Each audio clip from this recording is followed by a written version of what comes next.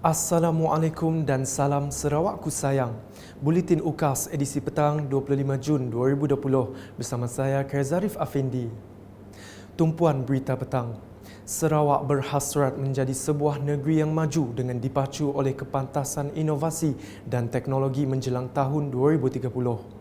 Dalam ucap tama beliau pada pertemuan dengan Majlis Tindakan Ekonomi Sarawak di Wisma Bapa Malaysia di Kuching hari ini, Ketua Menteri Sarawak Datuk Patinggi Dr. Abang Haji Abdul Rahman Zohari Tun Datuk Abang Haji Openg berkata, terdapat 3 kunci utama bagi merealisasikan matlamat itu, iaitu kemakmuran ekonomi, inklusiviti sosial dan kelestarian alam sekitar. Menurut beliau, untuk Sarawak mencapai status negeri berpendapatan tinggi dan maju pada 2030, ekonomi negeri perlu berkembang pada kadar 8% setiap tahun untuk menggandakan saiz ekonomi dari RM133 bilion pada 2018 menjadi RM282 bilion. Jelas beliau, tumpuan juga akan diberikan pada peningkatan tahap produktiviti yang ada secara signifikan di semua sektor ekonomi melalui penggunaan teknologi dan inovasi. Sementara itu, Datuk Patinggi Abang Zohari menekankan untuk menjana ekonomi negeri berorientasikan ekspor, Sarawak perlu dihubungkan dengan rangkaian ekonomi global. Justeru katanya, bagi menarik pelabur luar, kerajaan negeri akan meningkatkan kecekapan daripada pelbagai sektor seperti pelabuhan, perhubungan laut dan udara. Laporan seterusnya. Orang ramai digesa memberi kerjasama kepada pihak berkuasa tempatan PBT dalam menangani penyakit rabies di Sibu. Menteri Muda Kerajaan Tempatan dan Perumahan Sarawak Dr. Anwar Rapai berkata, pemilik anjing perlu bertanggungjawab memastikan anjing mereka dikurung selain menyokong program suntikan anti-rabies yang akan dilaksanakan dalam masa terdekat. Bercakap pada sidang media program suntikan anti-rabies bahagian Sibu di Sibu, beliau juga menyeru orang ramai menghubungi PBT sekiranya terdapat anjing liar berkeliaran di kawasan masing-masing. Dalam pada itu, program suntikan anti-rabies bahagian Sibu akan dilaksanakan di 12 kawasan yang telah dikenal pasti. Orang ramai digesa menghubungi PBT jika mendapati ada anjing liar berkeliaran menerusi talian seperti tertera. Pemvaksinan anjing secara percuma juga boleh dilakukan dengan menghubungi Pejabat Perkhidmatan Veterinar bahagian Sibu seperti berikut. Manakala di Matu, pemilik anjing di daerah berkenaan dinasihatkan untuk memastikan haiwan peliharaan mereka divaksin agar bebas dari wabak rabies.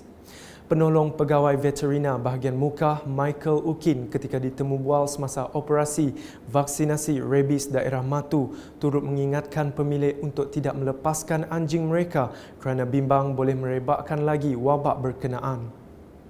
So, pesanan kita kepada pemilik anjing, kalau boleh tolong jangan lepaskan anjing, pastikan anjing divaksin lah. Sebab mengikut undang-undang Veterinary Public Health, anjing mesti divaksinkan lah. Disimpan dan pastikan sebelum anjing itu divaksin, pastikan pertama mesti sehat, kedua anak mesti berumur dalam 3 bulan ke atas lah dan tidak bunting lah. So kita nasihatkan semua yang ada anjing pastikan menjaga anjing lah, takut penyakit rabies akan merebak lah, itu yang kita takutkan lah. Operasi selama 2 hari itu menyaksikan sejumlah 93 ekor anjing divaksinkan. Ia turut disertai Ahli Dewan Undangan Negeri Jemoreng Datuk Mursyid Diraja Dr. Juanda Jaya. Selanjutnya, penantian penduduk di kediaman Blok D Kampung Hijrah Sibu untuk memiliki kediaman sendiri akhirnya tercapai setelah Kerajaan Negeri Sarawak meluluskan lesen pendudukan sementara TOL terhadap 32 lot tanah di kampung berkenaan.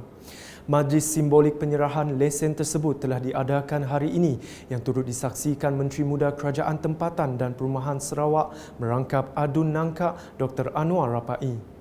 Ketika ditemu bual UKAS, AJK Bertindak Kampung Hijrah selaku Wakil Penerima TOL, Wahid Marsal menzahirkan penghargaan ke atas kerajaan negeri kerana meluluskan lesen tersebut.